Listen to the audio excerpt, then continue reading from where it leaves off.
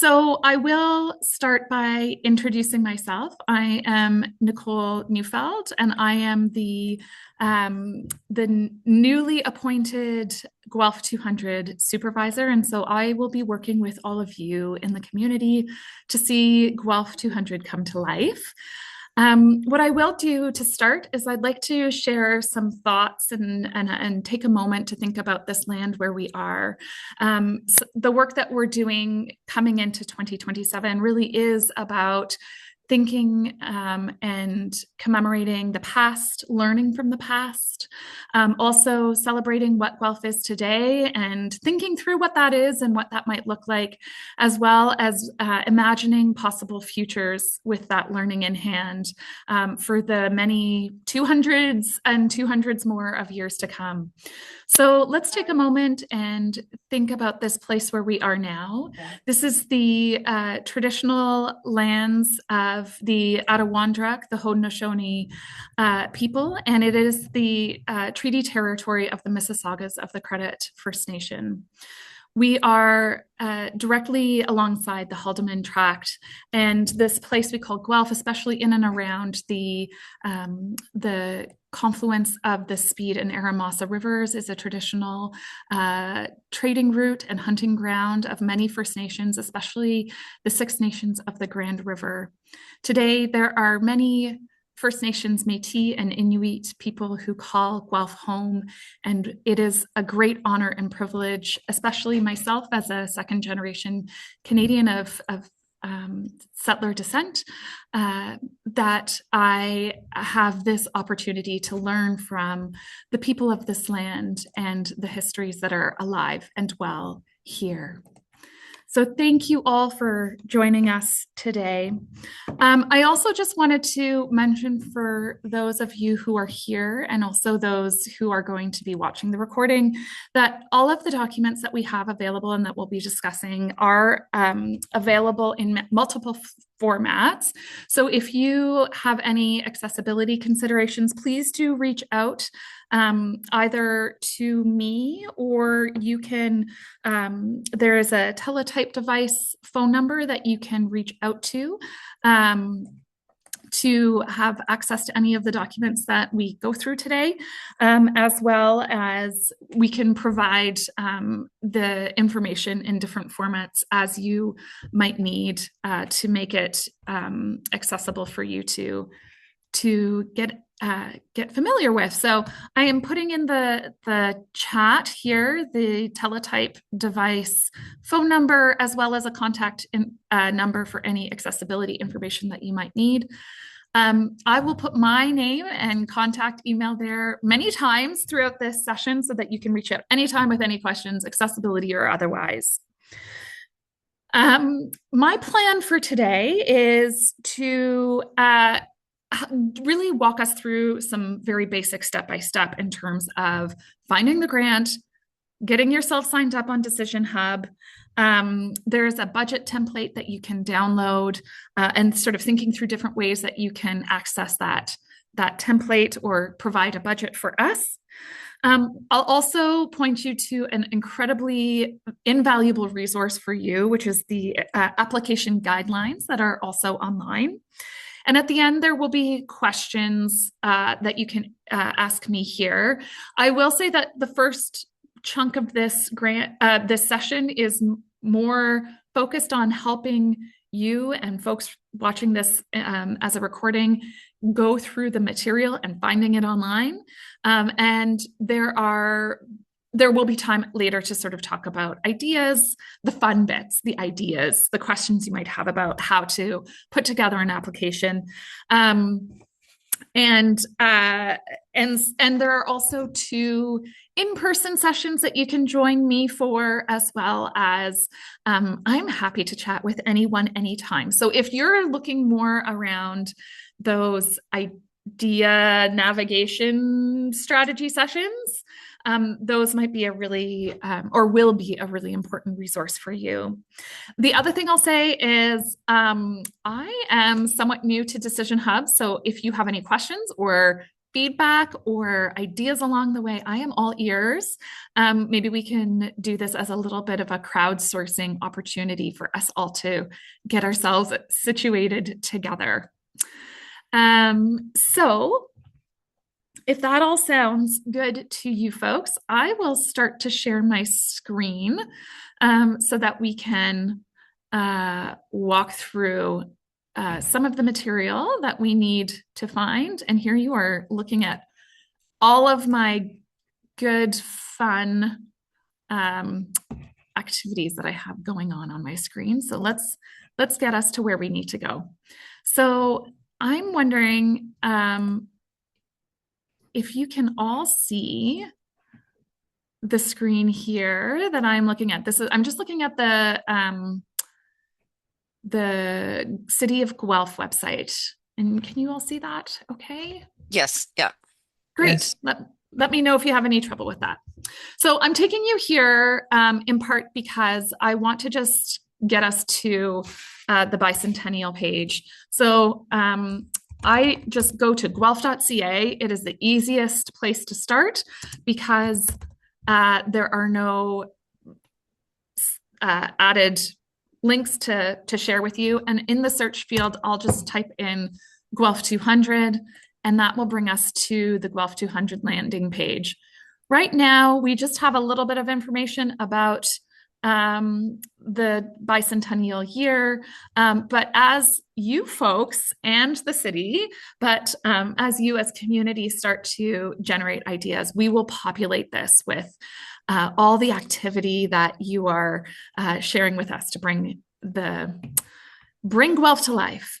But what we're here for today is this Guelph 200 grant program. So just click on this link here, and this is really your starting point for the Guelph program. The grant program that we're talking about here today. So as I mentioned, there are a few resources here. If you click on this button, this will lead you to a PDF that will show up online. You can also download this so that you have your very own copy to mark up or print it off if that's something that's helpful for you.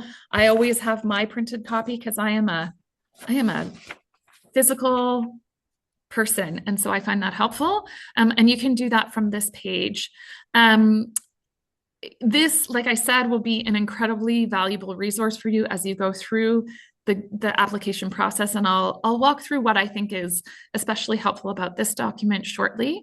But to get started, I'll also point here, there's a budget template here, and I will show you some different suggestions for how you can utilize that template there to make it as easy as possible. But to start, I'd like to go through the Decision Hub link. So Decision Hub is an online platform. It's a third-party platform that we use to collect applications. And so I am going to set up my very own Decision Hub profile here with you so that we can do that together and you can see what that looks like. So we're going to click on this green button here that says apply here. The first thing that it will do is that it will take you to this page that has the Guelph 200 grant page. It has a little introduction here to just make sure that you know that this is the right place for you. And then oh no, hold on a second. See, this is where me and my tech always have some fun. I am also going to log out so that it can actually be the same way that you will see it. So let's go back here.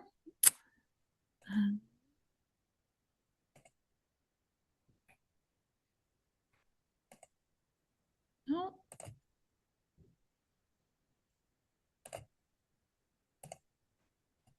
Welcome to me figuring out tech along with you, folks.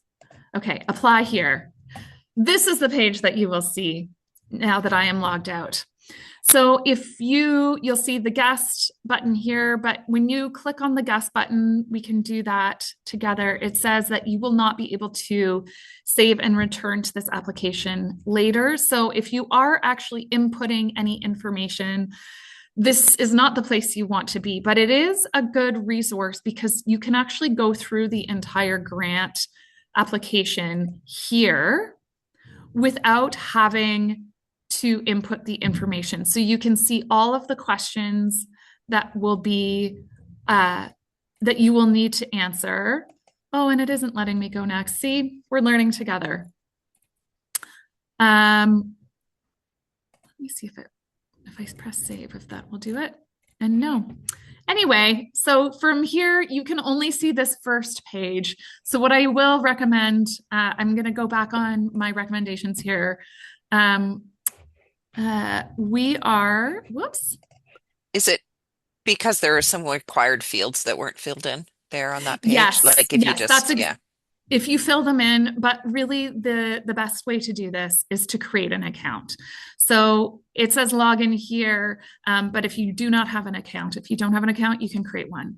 So what we're going to do is we're going to put in our name, and I'm going to put it in as Nicole Test. I'm going to put in my email, and I'm going to create a password. Type that in again. And I consent to receiving emails from Decision Hub. That's really so that you know that you have both created an account. If you forget your password, you can get your password back this way, as well as it will tell you when you have actually submitted your application. So we're going to create an account here. And then I can go back to this. It will just disappear, and I'll go back to this homepage and hit login here, where I will enter in my information once again, and my password. That is a password that only I know. And then it brings us back to this page. But thankfully, I will be able to get into the information and actually do the inputting. So as you know, this is our statement around the Guelph 200 grant offering one-time funds for not-for-profit charitable organizations, unincorporated community-led groups, and individuals. So there's 3 buckets of the kinds of applications that can go through this process. And it's all the same questions and all the same portal. You will just scale your application accordingly. So here I'll hit next. And the first section is the application information. So where you see, it does say, please check the eligibility requirements so that you know if you are eligible, for example, as a community group, as opposed to a not-for-profit, which means that you are incorporated and that you are a charitable organization. That will determine what kind of what you will add in here. So this is really whether if you are, I know some of you on the call are applying or looking at this grant as both an individual artist as well as on behalf of the organization for which you are affiliated. So both as a jazz artist and silence, for example. So you'll want to make sure that you add in here the organization that you are affiliated with. So I'm going to say City of Guelph here is my organization. And then here is the primary contact. So if you're an artist applying for yourself, you'll just write your name in again here.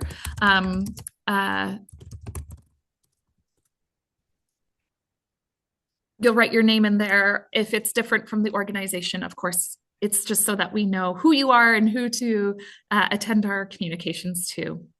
You can also add other people here, but you'll notice that on some of these questions, there is a red star. That means that those questions are required.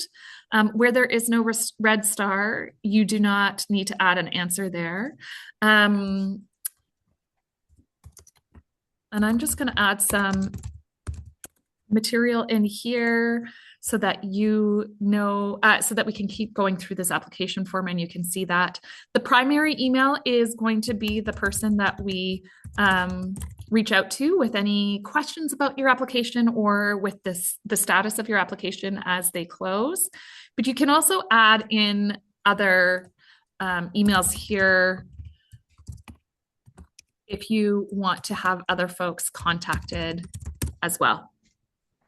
Again, with the phone number, this is so that we can reach out to you directly if we need to. If you have a website for organizations, and then here we're asking the kind of sector that your proposal most closely aligns with. If none of these apply, you can also add in other, and that will open up another section here. And actually, I do think, yes, you can add more than one sector so that if you're in arts and culture and Indigenous knowledge, you can put those two there. Or if it's you're working with school kids and you are doing a hike with them, you can put both education and active living and sport. If you indicate other, you can add in like a neighborhood group or something like that. So once you've filled out the required questions, you can click on next. And that will allow you to see the next set of questions. So the applicant overview, this is really just to help us get a sense of who you are as the applicant.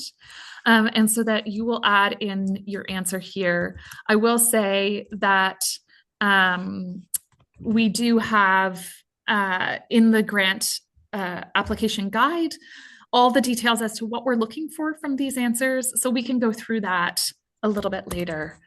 Let me see.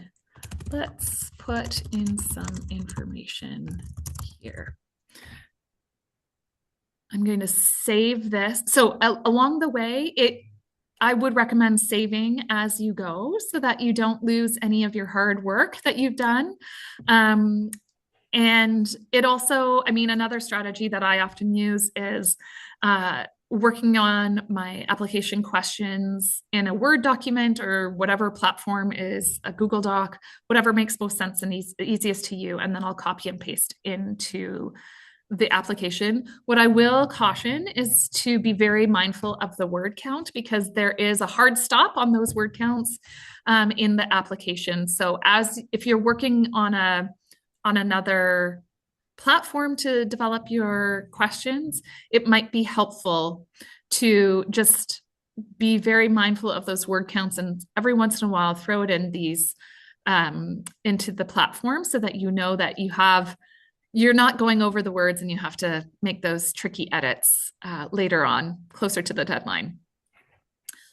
Because I hit save on my answer here, I can now click the next button, which will allow me to see what is coming up next.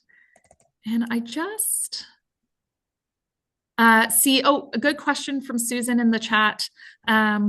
Word count or character count? It is word count.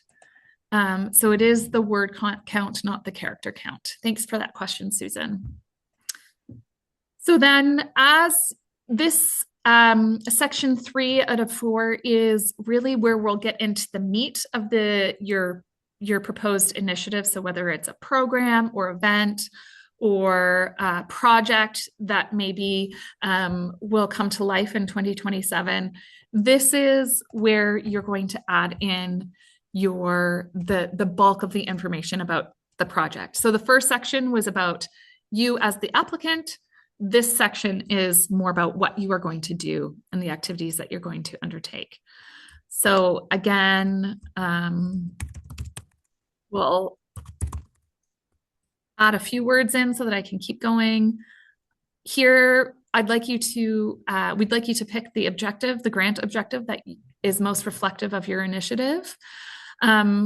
And so here are the three objectives that we'll go through later. You can pick two of them, both commemorating history and building a legacy to inspire future action. You can do both as long as you have ways that you can indicate in the next question how you will go about meeting those objectives in your initiative. We also want to know about the audience that will be connected with this initiative and if there's anybody else that you're collaborating with or partnering with. So that is the collaboration or partnership question is optional, you'll see. So you don't have to partner with someone else. But there is an option there to say, I have said that I am going to reach out to newcomers to Guelph. So I am going to partner with the Newcomers Club. I've asked them if they would help me by sending an email out to their members, and they've said yes. The Newcomers Club can also apply as a lead applicant, as well as partner in very specific, smaller ways with another applicant. But I will go through those details later because there are some complex nuances to that, and I want to make sure that we answer any of those questions if they come up. So here, as I filled this out, I would go back and click save because I like to save my work along the way. But you can also click next here to get to the fourth section. If I realized, wait a second, there was another partner that I want to include in my application, I can always go back and change my answer. And then save this once more. So save is always at the top and the next button is always at the bottom. So here I'm going to put in just what I'm requesting for as a grant from the Guelph 200 grant program. So maybe your budget is $4,000 and you know that you have a donation from somebody of $1,000 and another sponsor of $2,000. That's great. You're just putting here what you're asking from the city of Guelph. So that's my request amount there, $1,000. And then here, I will need to upload a file. So this will be the budget template that you have filled out and that you are going to add here. So you're going to click upload a file and then select, double click, or here, let's try that again. You either double click the file or you just highlight that file and click open, and that will upload there. So you can upload an Excel spreadsheet, you can upload a PDF, you can even upload a photograph of the budget that you've written out into this file, and all of those formats will work. So here, if I am feeling good about my application, I can save it again and even send it to someone else to review and do a last look. If I am doing this in multiple steps, I'm not filling out my application all at once, I can go back to the application list and we'll see here that it will show in yellow at the side that I have an application in progress. So it says which grant I am applying for here, as well as the status of that grant. So I can see that it is still open. That means that I have not yet submitted my application for review. And I can go back here and I can continue to edit my application. So it will take me back to all these questions that I have been answering. Now I am curious what happens if I click this download button. So let's do that together. We can experiment together. Oh, yes, here we go. So what that has done is it has given me the a summary of the application that I have submitted so far. So you can actually download, it looks like you can download your grant along the way, even if you are not finished with your application. Let's see. But if we go back in here to edit, so I'm going through, I'm reviewing, everything looks good. I've got all my contact information. I'm going to go through it all, click next. Still looks good, clicking next. And here I'm happy with what my application looks like. So from here,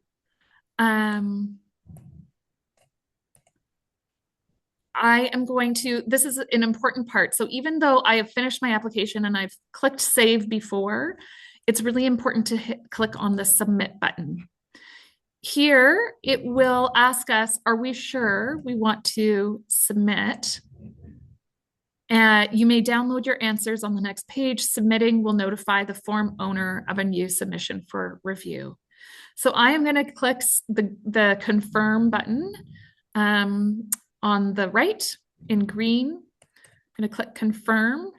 And it says your response has been recorded. So here again, I can export to PDF. That would be the download button that we saw on the former page. So you can do that here, or you can go back to the application list and you'll see now the color has changed here, but what more importantly, under submitted, you will see a check mark that is appeared here, and the edit button is no longer available. So that's how you know that you have submitted your application. Are there any questions at all about Decision Hub? Or even for those of you who have done this before, do you have any recommendations for how to go about this process, or does it seem pretty clear? I have one question. I'm wondering about word count. Yes. Will it stop at 300 words, or how do we know if we've gone over, or do we have to count ourselves? It will stop at 300 words. Okay, thanks. Yeah. And that's again where if you have, what I will say about the word count is that it says up to 300 words, for example. Don't feel that you have to include the full 300 words. If you feel that you have made your point in 100 words, that's okay. That's great. That will do. If it takes you 200, whatever it takes is great. It just, what we're trying to do is make it sort of signal to you folks that you don't need to do pages and pages of work. It is still work and labor. And so we want to make sure that it is reasonable, as well as keeping it reasonable for a review committee also. I have another question here in the chat.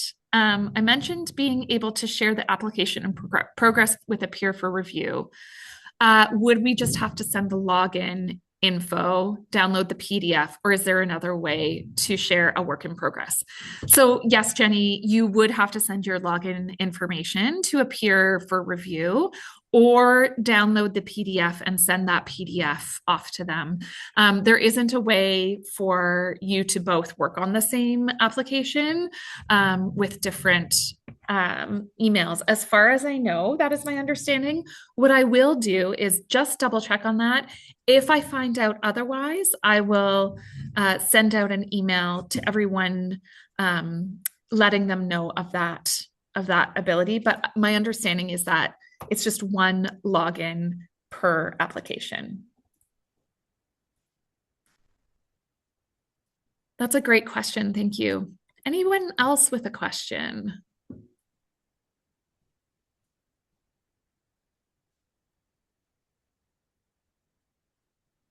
Okay. So maybe what I'll do is I will continue on. So that is Decision Hub. To log out, you'll just click on the icon.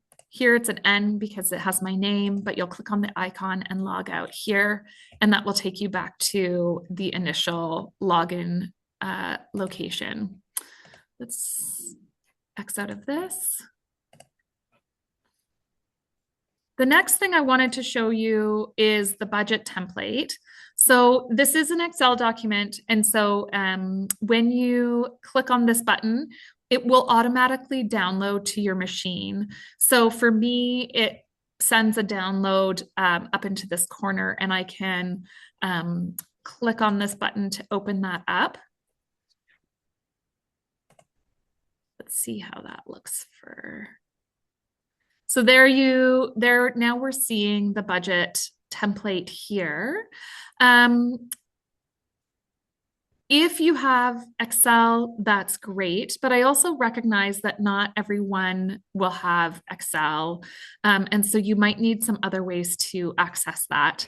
The other thing I wanted to show you is just for some of you who are, I'm sure if you're here with me now, this will be something that you can navigate yourself, but sometimes going to your file explorer and looking for the downloads, that's another way to find where you might find where you can see your document. So here I have it listed in that file as well.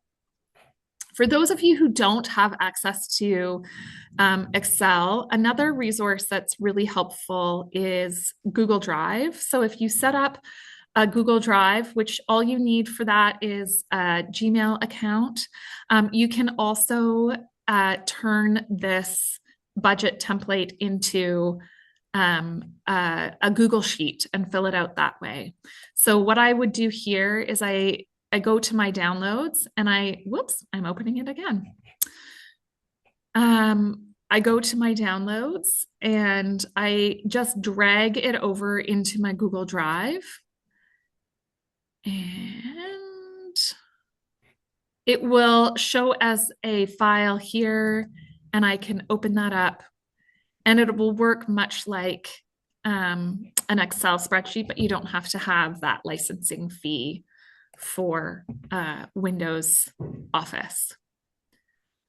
What I thought I would also share about this grant is really what we want to see is that you're able to identify what kinds of resources, what kinds of expenses you'll have for your initiative.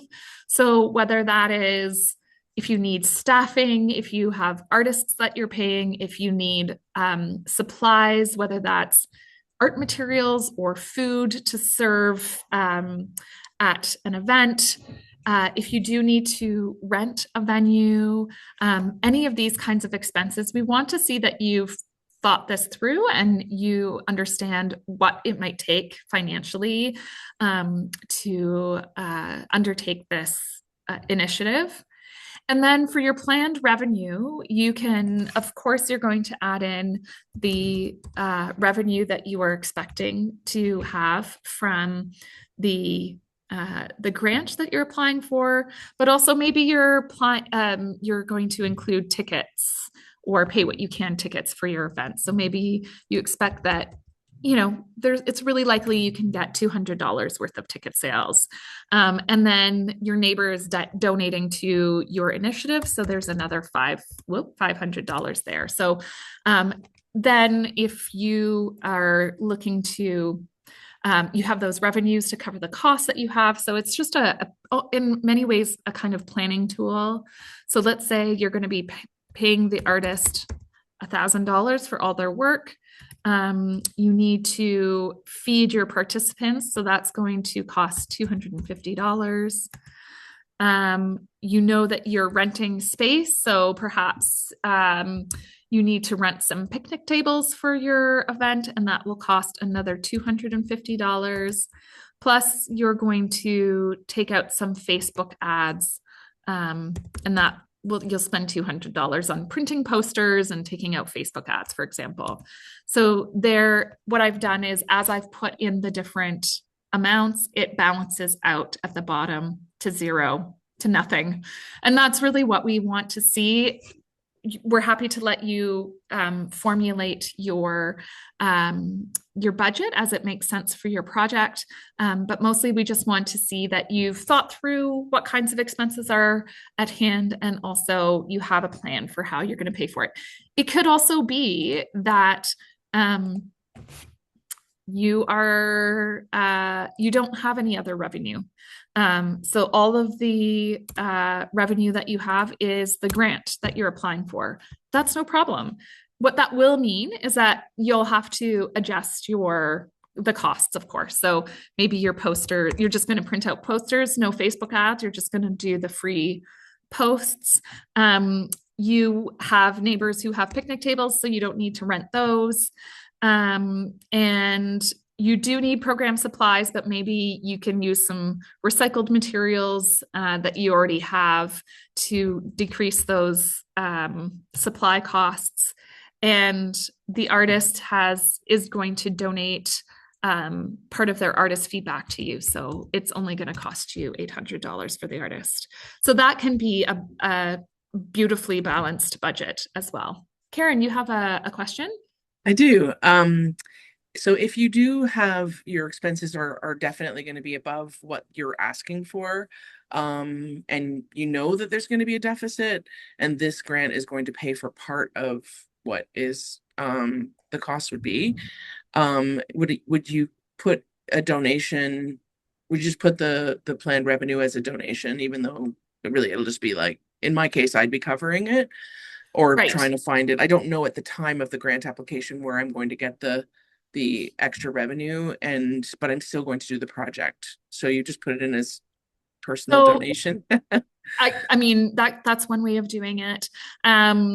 We are talking about planned revenue, right? So it's what you're planning for, understanding that can change. So what you'll see is there's another column here for actual revenue. And what that means is that when you do submit a report at the end of the grant, you'll have to record what your actual expenses and revenues are. So it can be what you anticipate, and then the actual can be different as long as it aligns. You'll also see that there's a column here for description. So you can put some of those details as to, if the artist fee for you, Karen, is $1,000, for example, and that's how you're paying for your own labor as the artist, but you are sort of donating your time. You can make a note in the description there that, in fact, you're adjusting your artist fee so that you can just realize the project. I do not advocate for artists doing labor for free ever. It would be wonderful if we can find ways to pay you for all your labor, or maybe you have, someone who's helping out to reduce the labor that you incur. So like a volunteer, a student at the university who wants to work alongside a photographer like you and who is volunteering their time. You can sort of acknowledge that labor in the description. Does that make sense? Yeah, that's great. Thank you. Okay. Any other questions about the budget and downloading that? Can I ask just a branch off question from the same thing? Yeah. If you are doing the project as an individual, Yes. you still put yourself under artist fees, or do you put yourself under human resources? Like, do you know what I mean? Like, it Yes. doesn't matter how you're identifying as you pay yourself for the thing you're delivering?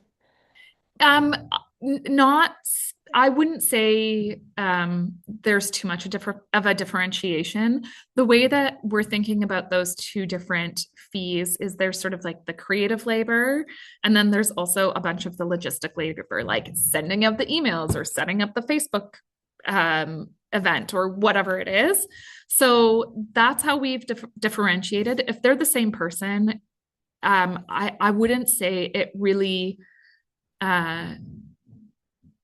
it doesn't it's not terribly significant where you put that labor in. It's just to also acknowledge that there are different kinds of labor, and maybe there are different people who do that. Does that answer your question? Yep, thank you. Great.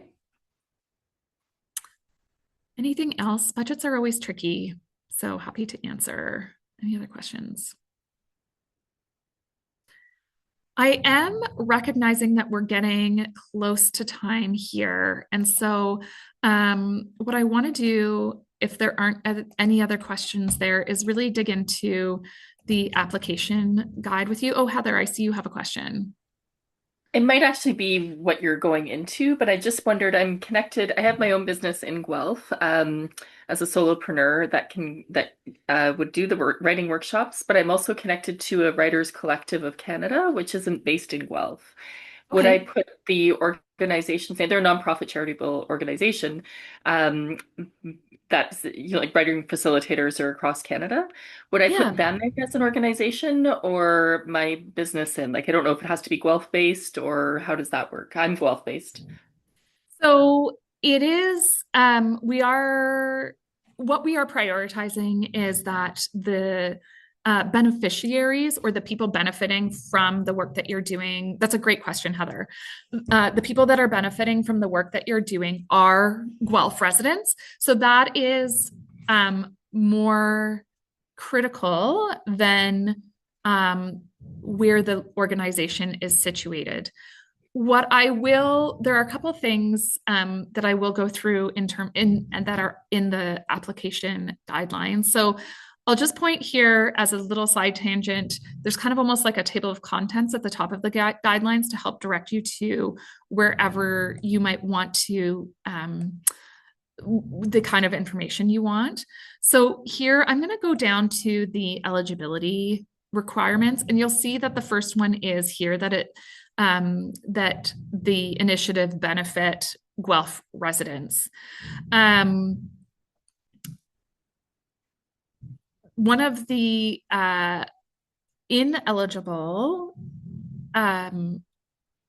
entities for this grant is a for-profit organization or initiative. So in truth, a business is not eligible. So like a business is not eligible for this grant. But if you are a sole proprietor of a business and it is not a project or initiative that you are undertaking as a for-profit initiative, so that you expect, for example, that you will have revenue coming in for yourself after the fact. I mean, if you're paying for your labor to deliver those writing workshops, Heather, for example, that is different than paying yourself for the writing workshops and collecting a fee that will ultimately mean that in your expenses and revenues, your revenues are higher than your expenses and you have a profit at the end of the day. Does that make sense? Yeah, totally. That makes sense. Great. Yeah. The difference between applying through your organization or as yourself is really who is doing most of the work, right? Like I would suggest in your case, that's a great opportunity for you to put down the organization that you work alongside as a partner organization so that you have access to those resources. And I'm sorry, I forget the name of the Writers Yeah, of it's like Canada. a Writers Collective of Canada. Yeah. Writers Collective of Canada. So you have access to those resources. And so they are a partner on your project. They can help even spread the word if people, to Guelph residents, or if there are toolkits that they have available to you, they are providing that kind of support, or a Zoom account for Right. A session for more than 20 people. Those kinds of things, you can include them as a partner on the project. Okay, awesome. That's great. Thank you. Great.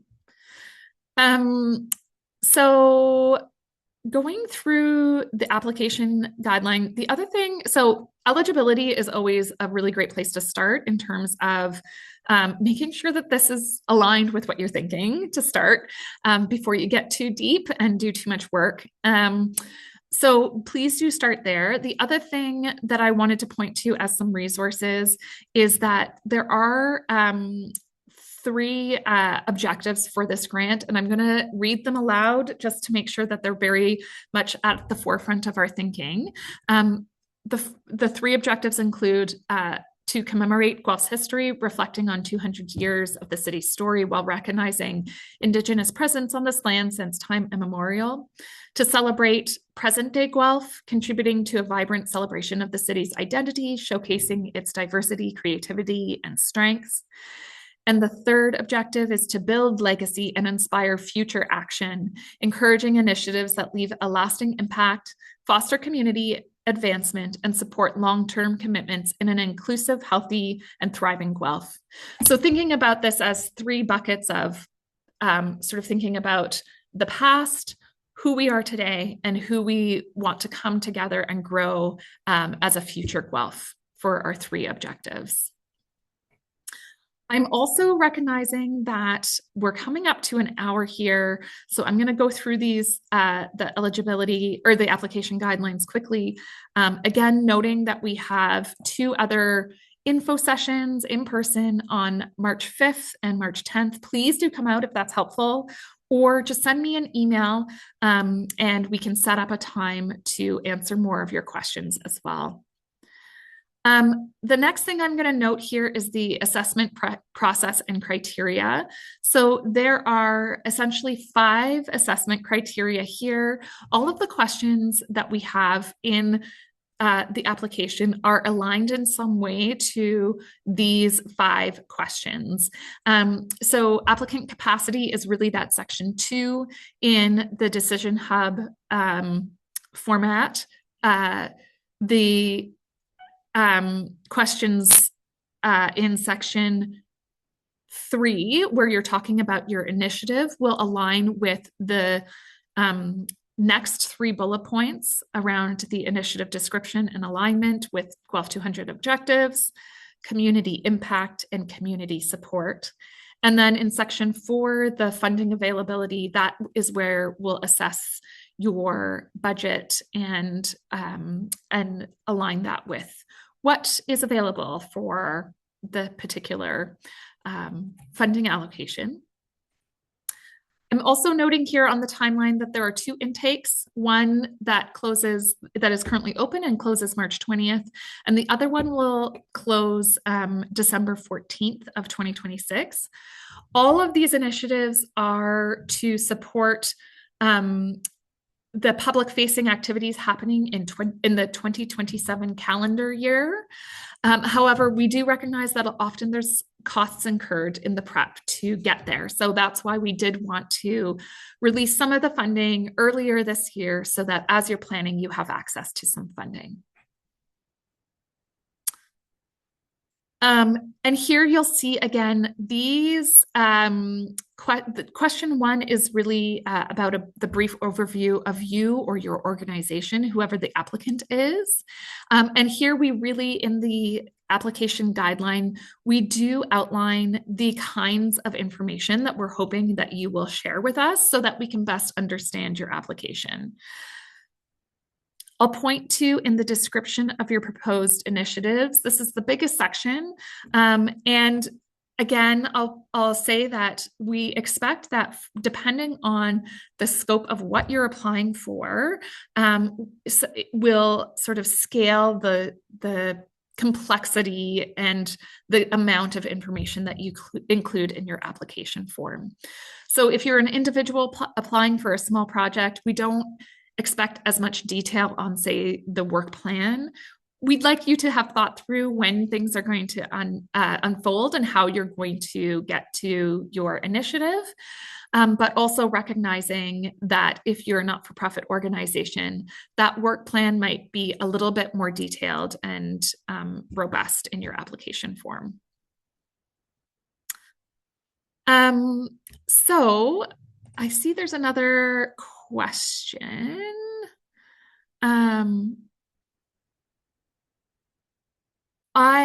What I would love to do, thank you, Jenny, for offering up that maybe we can sort of attend to your questions as they're useful for others.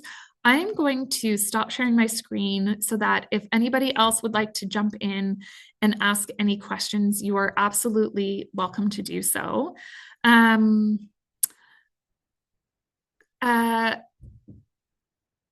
can we submit more than, question one, can we submit more than one project for consideration as the same group or individual? We're asking folks to just submit one application per intake. So, Jenny, if you're applying for yourself, we'd like to see one initiative per application. You can also be the contact for the CFRU as the organization, so long as they're very clearly two separate different initiatives. The other thing you could do is if you have two projects that you're really excited about, you could try to bundle them if it makes sense and if it kind of aligns with the guidelines. Does Guelph 200 application allow you to apply for two different applications using the same email account? You will have to use separate email accounts because you will only be able to log in and apply for a project, one project per email account. So hopefully you can create, if you need to create another email to apply for a different project. So, for example, would you be allowed to sell images that you make afterwards? So, in terms of that, this question sounds a little bit like almost like a copyright question. If, as an artist, if you produce anything related to the project that is an outcome from the Guelph 200 grant that you're successful for, that is, you will still own the copyrights to the material that you produce. So that is yours to do with what you want. So yes, you could sell the prints from your project after the fact. Does that answer your questions, or do we need more clarity on some of those questions? Or any other questions?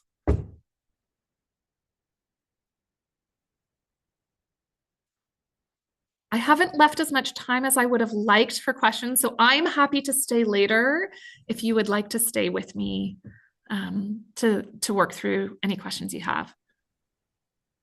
I have one more thing that might be relevant here, if no one else is jumping in to ask questions. I am curious if there's anywhere to see, you guys mentioned that you were taking ideas in previous years leading up to this for things people would like to see in the Guelph 200. And so, like, if we are limited to one application as an individual, for example, it would be nice to know how, I could steer a project to meet what more folks have been asking for, you know what I mean? Rather than Yeah. speculating what might be worth commemorating.